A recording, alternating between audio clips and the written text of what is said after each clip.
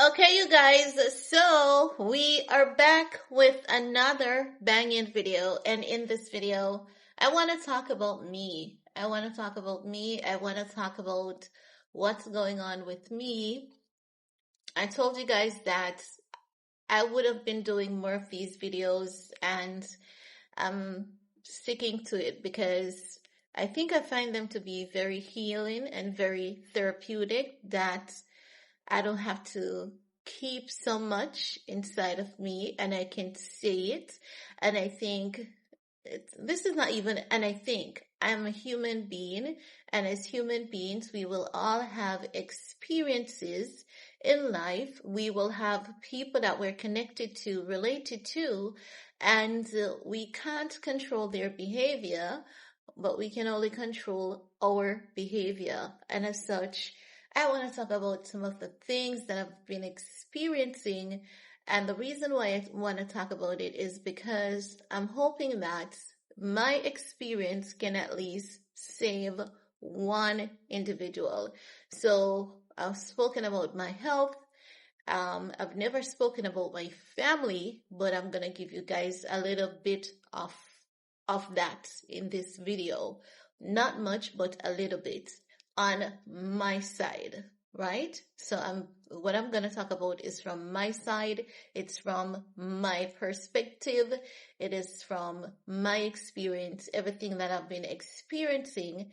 And the reason why I want to talk about it is because I realized that I was hurt by a lot of things, and I said it was hurt by a lot of things because at some point in time, you have to realize that when pain is causing you illness, you have to realize that no, it's time to let it go.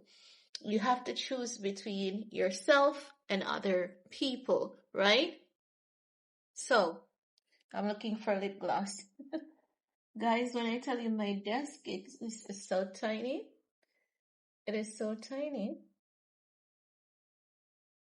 I'm looking for lip gloss. Anywho, for me, right? And the reason why I want to talk about it too is because I'm going to tell you this. You'll have friends. You'll have friends.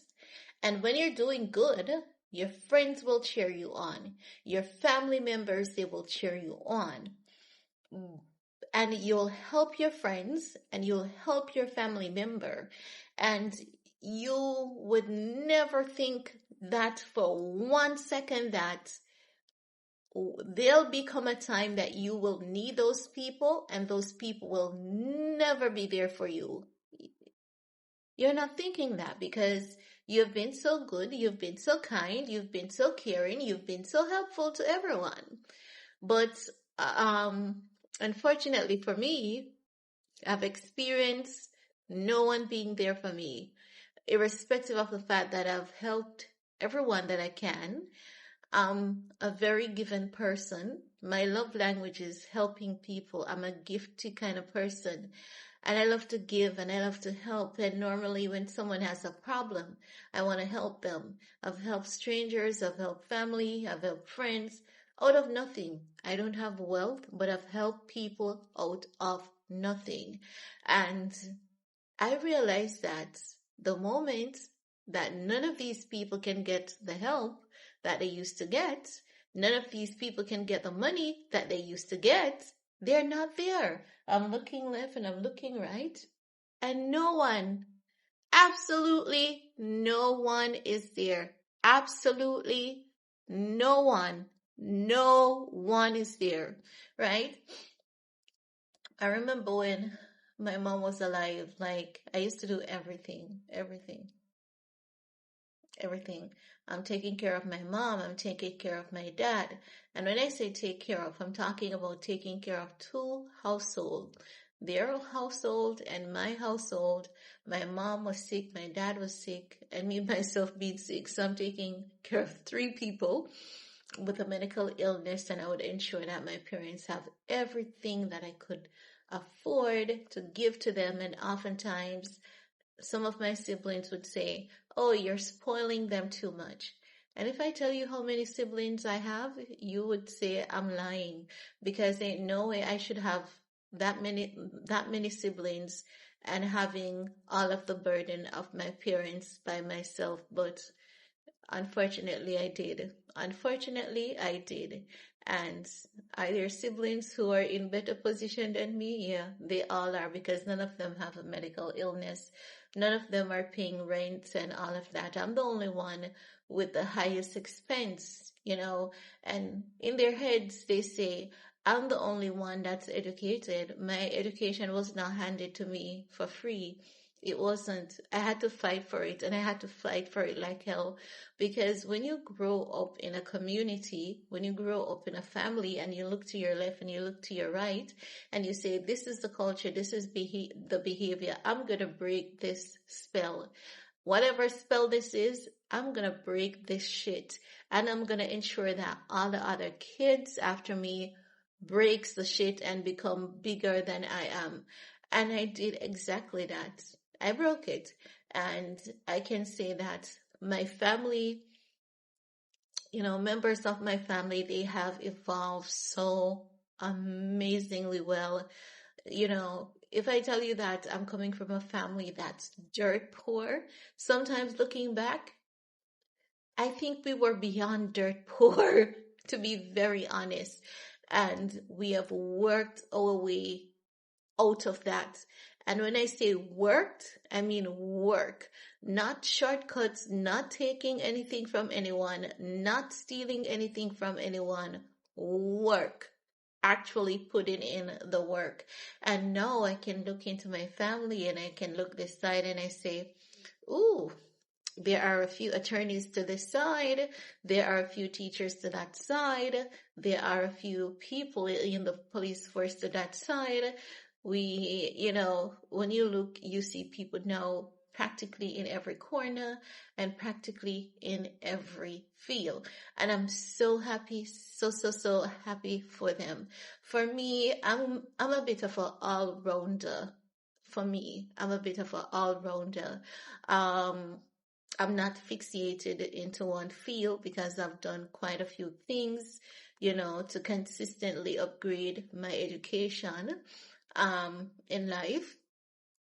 I did the arts, the social arts, and I did a little bit of art as well, and I did business as well. So, business comes natural to me. I don't know. It just comes natural to me. When I started school for business, and when I look at all the subject matter and the topics and everything, I was like, this was common sense. I don't need to come back to class.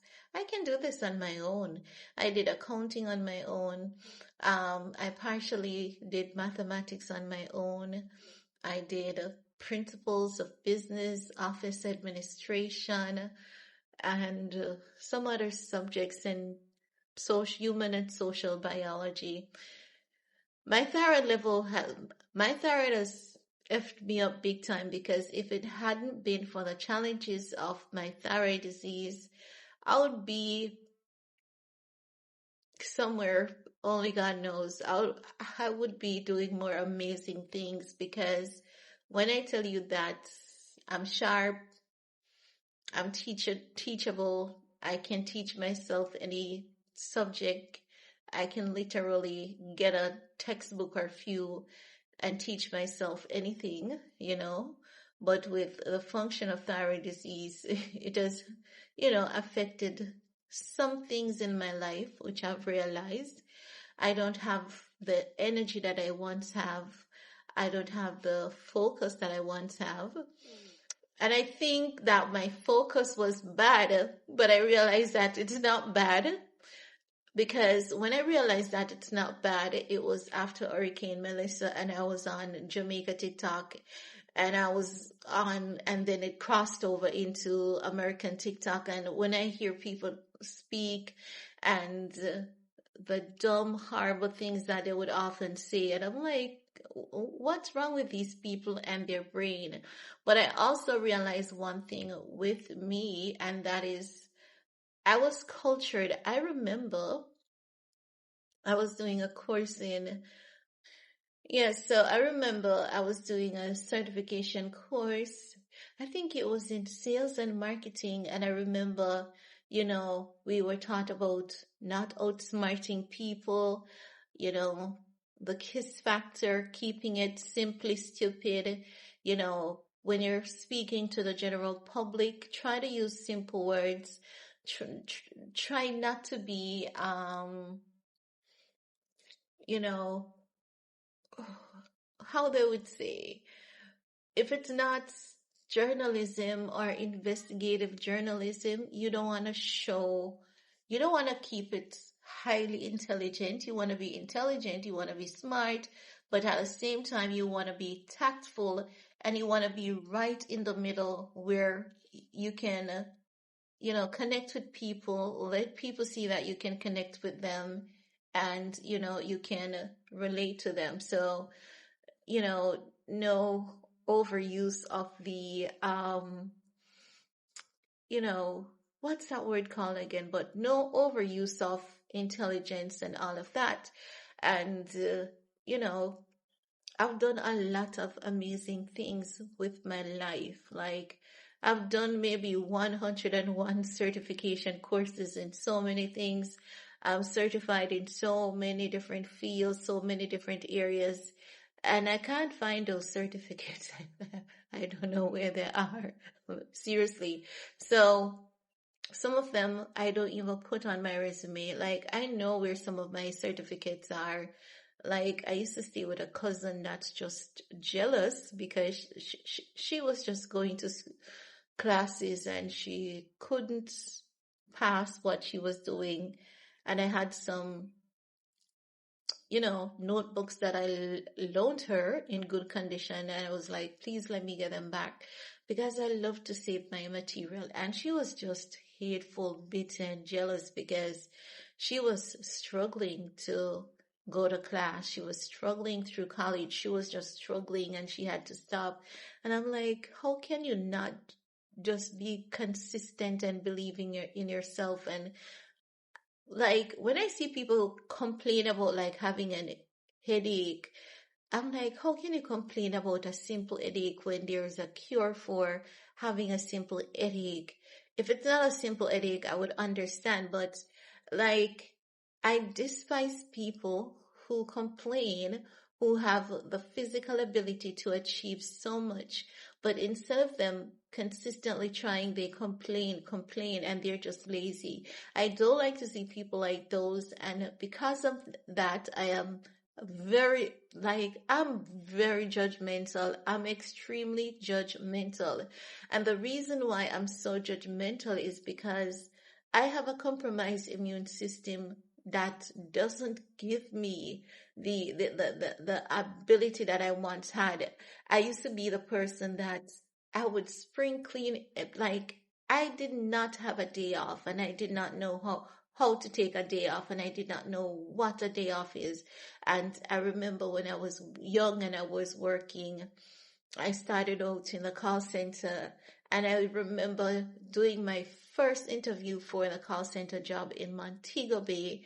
And when I stepped in that room, I was, you're coming from the country, no, you're coming from the countryside, the country of all country bunking. But one thing about me, I've always put myself together. I've always been into fashion. I would always read fashion magazine. My father is into fashion too.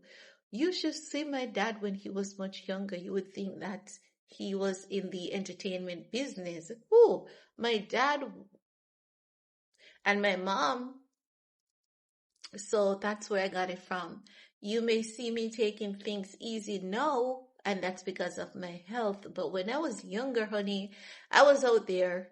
I was out there. I was in the fashion. I was in all the looks of, extension was never a thing of mine. And even now, it is still not. I don't know. My scalp is so sensitive that I don't know if anyone will see me. Like, if you go on my Instagram page, you'll see me in extension. That's my mom's funeral. And the day after, I sat down and I cut every single piece out. Extension is just not my thing. I love my natural hair and I can do so much with it. And I enjoy my hair is my art and I just enjoy it. And I used to do crazy stuff to my hair, mohawk, this, that. So I'm just saying that I'm just one multifaceted person and I never let people know my true abilities, but when I stepped into the corporate world for the first time, and I stepped into that room to do my interview. Like, I was dressed to the T. I was dressed to the nine. I was ready, but I was scared as hell because I remember my first interview for EPO. It was Delta Airlines. Delta was in bankruptcy and Delta decided that they heard about this little country, Jamaica, and the people there works really well. And we took Delta out of bankruptcy. We did it in less than a year. And they were so appreciative. They were so appreciative that they gave us additional accounts and they would send us gifts and they would send us money. Those were the best set of people ever, ever. And even today, it's like Delta is so appreciative of what we did for them. I think they've pulled out of Jamaica now, but everything that happens in Jamaica, like every major event, Delta Airlines is always sponsoring. They have never forgotten us. They even know, like, I haven't seen them around Hurricane Melissa. I'm not sure if they did anything. I can't say they never, but there has never been an initiative in Jamaica that they have been missing from when it comes to organization, raising money and stuff. They are always sponsoring, always helping out. The only thing I can say that I haven't seen them so much involved in is Hurricane Melissa, and maybe they have done something and I've never seen it, but Delta Airlines have never left out Jamaica since. Everything, they're always there sponsoring, donating. But I remember when I stepped into that room to do that interview, and I know I had one problem. I eat my H's. So when they gave me the paper to pronounce the words, and they have a list of words, and when I saw the H words, and I said, I'm from St. Thomas. There was a young lady in the room, and when I said I'm from St. Thomas, so the clients in the room didn't know what that means. And she was like, oh, people from that side of the island tend to eat their H's. And she said, it's okay. And she says, all you have to do, but you know how to pronounce it if you're focused on it. And I said, yes, but because I was so nervous about it, and even though people still tell me in my video, it's just something that's within me. It happens where I'm from.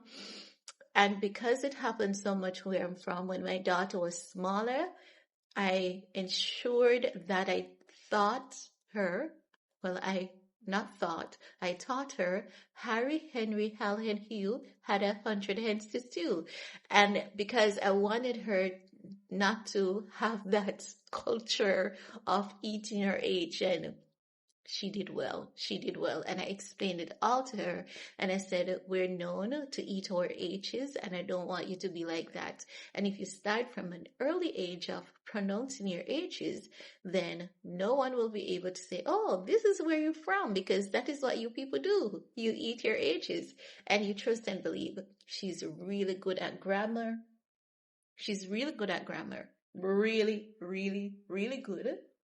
Like, my daughter is so good at English. She's good at grammar. But she's lazy. She's spoiled. But she's academically inclined. She is going to college and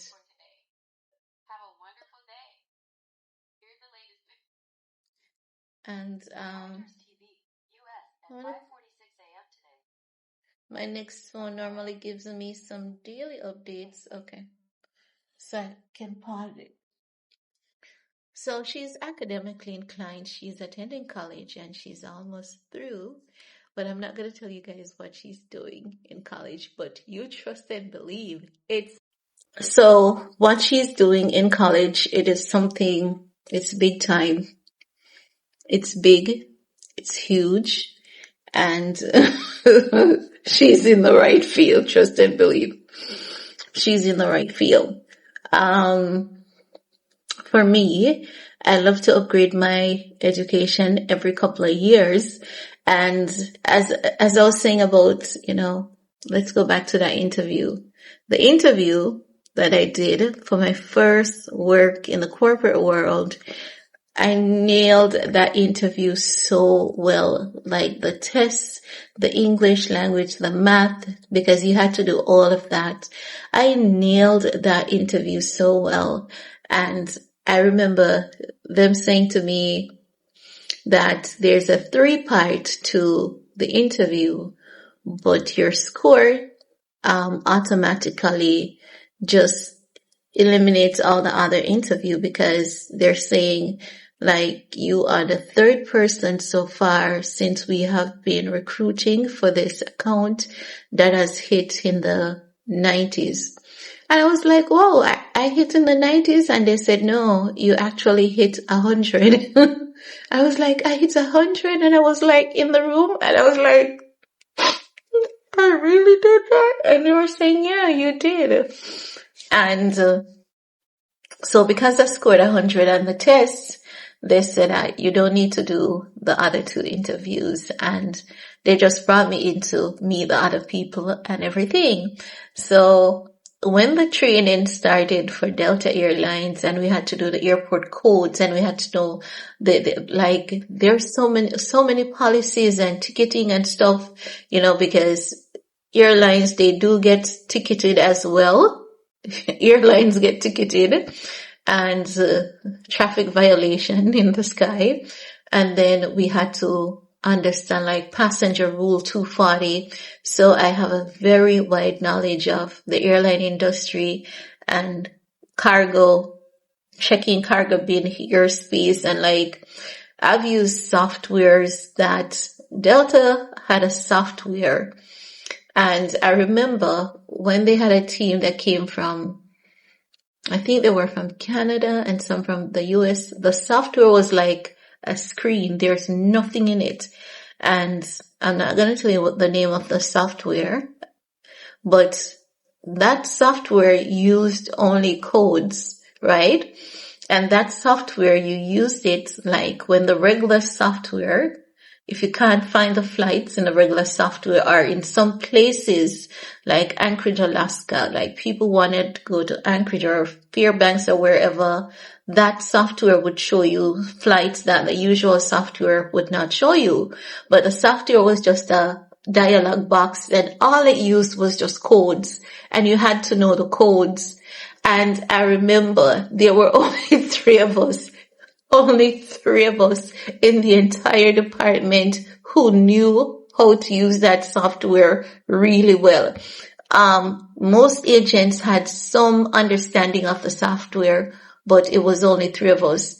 I remember myself, Janice, and I remember the lady who taught us how to use the software, Pam. I will never forget Pam. Pam was just one of the sweetest person ever. And when I tell you that when people could not find flights, they would find one of the 3 of us. And I remember there was one week, for some reason, all 3 of us were out on day off, and they called us and like, one of you guys need to come in because we can't find any flights, and at a certain time of the year, we have like the people that does some kind of ice sports, the people who are involved in the ice sports, they travel a lot into Alaska, and those people were booking a lot into Alaska. And that software was the software that shows you those flights specifically. And the people who did that, winter sports, They tell you like, I want a flight from here to there. I need it to be a connection flight. I need an overnight here. And that software was the only software that could give you actually what you want. But it was just codes, codes, codes, codes, codes, codes. And I remember three of us who knew how to use it effectively. Shout out to you, Janice. Janice is in Canada. Yeah, the last time I heard from Janice, she was in Canada. Like, and so many people from the Delta Airlines space, they got their visa and they migrated overseas. They migrated, like, they got their visa. Like, everyone in that department, they were just getting visas. You work at Delta Airline, you go to the embassy, oh, you get your visa. I was diagnosed with thyroid disease, and at that time I had no idea what I was up against. So I was battling for my life, but I still moved on and I still pushed, and there were challenging moments, there were dark moments, there were moments that I was like, I'm not gonna make it. There were moments that I was like, I don't want to live like this, I would rather die. And there were moments that I was like, I want to live because, and that was moments where I found God. Yeah, I found God. Not that I didn't know him, but I found God and I started listening to him more and all of that. And I remember one Christian lady told me that there will be people who live on this earth with illnesses, and healing is not for everyone, but it doesn't mean that you're going to die by the illness. And I remember that's the time it was Sister Johnson from my mother church. Miss Johnson, and she used to be a teacher at my primary school. So this woman who raised me, she knew me, and she was like, you're such a sweet girl. And, she said, I would want to say you don't deserve this, but one thing I've observed is that these things tend to happen to the sweetest people ever. And she says, not because you're sick, it doesn't mean that you're going to die, Sometimes it's a journey, and you have to just embrace the journey and trust God. And I remember that's when I decided that I'm going to start living again, and I decided that I was going to start living again. And I got up and I started living again. But my problem is, this is my problem in life. I have love for people. I love to take care of people, and I love for everyone to be happy. I just love for people to be happy. I love for people to be comfortable. I love for people to be at peace. I remember I would take in people into my home. I remember when I was living in Sav, and this girl came from Kingston to help her aunt out. Her aunt was sick, and after her aunt got better, her aunt kicked her out of the house, kicked her out. And she was in a bad relationship with a guy in Kingston, and the guy was in a gang, and she didn't want to go back to that because they were just killing people in the guy's family. And I said to her, she was my friend's cousin, and my friend was telling me that, my friend was complaining to me about how unfair her mother was. And I was like, it's okay, Simone, you can come and stay with me. And Simone stayed with me for about 2 years. And I was paying rent, and she never paid rent once. And she had a little boy, and that boy would just, he would just break things in my house, break things for 2 years consistently. And, she left because she said she found someone, and she left. And I didn't hear from her for years until I eventually heard from her, and she was doing her thing. She started dancing in the club because the girl didn't have any family. She didn't have any education. What else was she gonna do? She started dancing in the club, and she found this guy, and she said, the guy was okay, and she had a child for him. She had a child for him, and I think she had a miscarriage or something like that, you know. And then she was like, you were so good to me. Come and stay with us for a little while, you know. Come stay with us for a little while. And I was like, I didn't like her boyfriend. I did not like him. So I knew her boyfriend was like, I didn't like him. I did not. I really did not. And she was like, I have no family there. Just come and stay with me for a while, please. And I went there, you know, and I'm a decent human being and I was cordial towards him, but I didn't like him. And then I figured out why I didn't like him. Because when people are, you know, on the wrong side of the fence, and I'm not talking about with their sexuality, you know, when people are just so questionable and they have so many things around them, you just know that. And I remember at the time, he was like, oh, your friend is cute, your friend is this, your friend is that. And it was like, day 2 I was there, he had an obsession with me, and he was, oh, your friend is cute, your friend is smart, your friend is intelligent.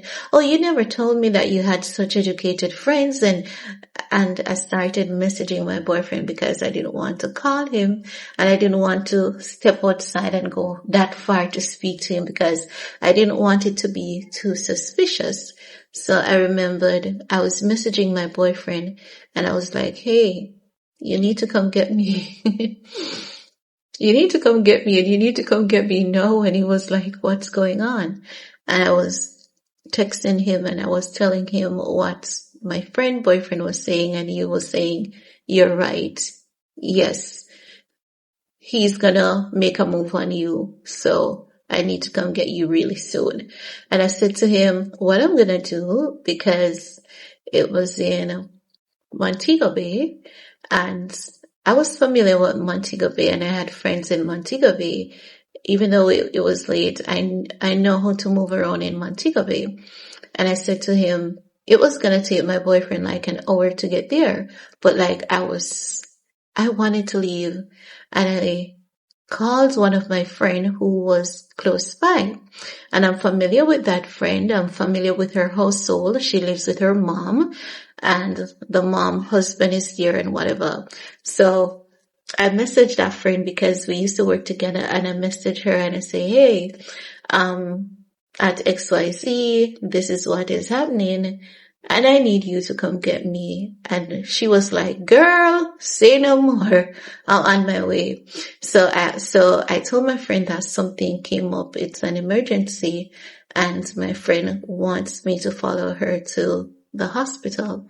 And she was like, I can come with you guys, because you could tell that I think she didn't like her boyfriend either. But you know, when you're in a tight spot and you know, you just want some kind of companion. But honey, I had to put me first. And I said to her, you know, if you want to come to my house to chill for a bit, you can come and stay a week or two, because I had an extra bedroom. And I said to her, you can come for a week or two, but you have to come alone. You know, I didn't want her boyfriend there. And I said, you have to come alone though, right? And she said, okay. She felt sad, but I had to put myself first. And my friend came, and she came with her brothers, and her brothers, you know, they came and they took my bag and they were like, you're good? And I said, yes. And they said, you're sure? And I said, yes. And they're like, is there anything that you need to resolve before we leave here? Because my friend brothers are like that. If it's go time, it's go time. And, you know, my friend boyfriend looked at me and he was like, oh, so your friend is that smart, as though he'd never think I would see where his intention lied. And he was like, oh, so you're bringing men to my house to beat me up. But if he deserved it, they would have. So I left with my friend and her brothers, and I went to her house and I stayed there. And I told my boyfriend that I was at my friend's house, because we would go to Pier 1 after work, or we would leave work early and go to Pier 1, and my boyfriend would pick us up and take everyone home, right? And sometime what we would do is we would be at Pier 1 having a blast, and we would leave the tab open, and my boyfriend would come, and like this week would be the week for my boyfriend to pick up the tab. Next week is someone's boyfriend to pick up the tab, and that's how we would do it. And the boyfriends would be the chaperone to take everyone home. So like this week would be my boyfriend week to take all the girls home. Next week, someone's boyfriend pick up the tab and takes everyone home. It was a girls' night thing, and we had a fairly decent boyfriends. They were not perfect, but they were fairly decent. And I was at my friend's house until my boyfriend came. He knew where she lived because he had dropped her off a few times after our ladies' nights. And when he came to pick me up, my friend mom was like, you guys just need to stay with us, stay with us, spend the night with us, And we had games night and we had a lot of fun, and we left the next day. So that friend, I like her as a person, but I don't like her choices. And as such, I had to cut her off. I had to, because I think at some point in time, you should, as you get older, you should change your cycle. And I think you have the power to change your cycle. If you date questionable men, it can't be that you're so addicted to questionable men all the days of your life. And as you're getting older, you can't just be, addicted to questionable men. Something is wrong with that. But as for me, my journey continues. I'm a loner. I have friends, and my friends are few. And the few friends that I have, they are amazing friends. And I keep my friendships, they always last unless I don't want them to. If I find out that you're not a decent human being, and if I find out that you're very problematic towards people, and you should not be problematic towards people, I'm going to cut you off. If I find out that you're mischievous and all of that, I'm going to slowly but surely cut you off. But for me,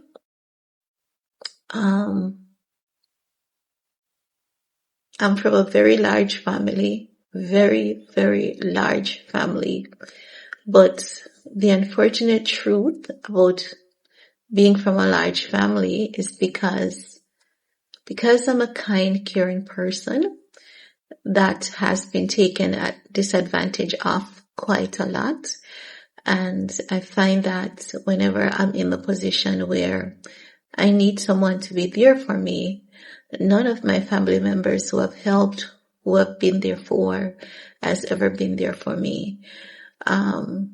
It doesn't matter how many times I'm in the hospital, they never show up. They never show up.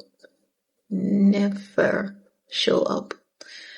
And I remember even when last year, when I was discharged from the hospital with fluid in my lungs and could barely breathe, I was home alone. And because of that, when I get admitted in the hospital, I just don't communicate with them anymore. Because what's the reason? Why should I call you to tell you that I'm in the hospital when you're not going to show up? What's the reason? So I go through my battles by myself. All my friends, they reside overseas, and they're in amazing career fields. Some of them have been telling me, like, come to this country, come to Holland. So one wants me to move to Holland. One wants me to move to Canada. One wants me to move to the US permanently. One wants me to move to Germany permanently. I don't know. I don't know which one I'm going to move to permanently, but it is within my intention to move from Jamaica permanently. I love my country and I love my people, but I don't know what's going on with my phone, guys, but as I was saying,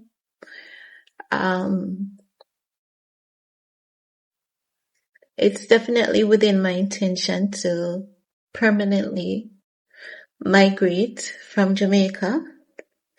I don't think my culture suits me anymore. Let me back up a bit. It's not the culture, because I love the Caribbean. Like, there's so many beautiful things about the Caribbean. And when you meet beautiful people, it's just such a beautiful thing. But I think that the people in my country, they have changed so much, and they haven't changed for better. They've changed for worse. And what I don't appreciate is that we have a government that is the first prime minister to lower the country's debt in over 40 years. He's the first prime minister to lower the crime rate in our entire existence. Like, the numbers are good with this prime minister. They're so good with this prime minister. And then when I look, I see nothing but campaigns to take him down. And if you speak the truth, you're targeted, your people want to attack you. And I see everyday people planning, wanting to overthrow him. And I know that any country where people plot to overthrow the government, it results in guerrilla warfare, especially in Black countries. And I have some sense. Like, you guys would know, I often say I have a bit of sixth sense. I think there's going to be an attempt to do so, which is going to cause a lot of setback for us. And I think that my people are extremely ungrateful. And when I look on social media, people don't read. The information will be right in front of them, right there, and they don't read. And they are not grateful for anything. And it seems as though there's this shift in our culture wherein we have shifted so much away from God. And Jamaica used to be such a God-centric country that I'm not accustomed to this Jamaica that I'm seeing. I'm not accustomed to it. And I want to move away from it. I believe in family. I believe in oneness. I believe in kindness. I remember in the old time days when everyone would go to church. I remember when I was young and my cousins who were in their late teens would go to party Saturday night, and they would leave the party and say like, oh my God, I feel so ashamed that I was winding up and going on so bad, and I'm going to have to go into church tomorrow, but they would still go to church and they would be involved in church. And I've seen the country just changing from that to evil. People just doing anything for money. People doing anything for money, and people willing to sell out people for money, and people willing to take you down for money. And since I've moved to this apartment, and people learn that I've been doing YouTube, and they sneak around and they listen and they try to get involved in my business. And when my daughter comes here, she's spoiled rotten because she's an only child. And if my daughter can't have her own way, she'll go off, and I'm like, child, you need to leave now, because that behavior doesn't work with me, because I might be young. I didn't have my daughter as a teen. I had my daughter when I was 20. And we have good times and I'll dance. We'll make our TikTok videos and dance, and she will tell me anything. She tells me anything and everything. But it doesn't mean that your behavior should be out of line, right? So if her behavior gets out of line, I'll be like, child, it's time for you to go through the door. This is not your home. This is not your place. Know your place, because that's how I was cultured. And the people here, they sneak around, even though someone, like they hear me recording, someone will sneak up under my window just to hear what I'm saying.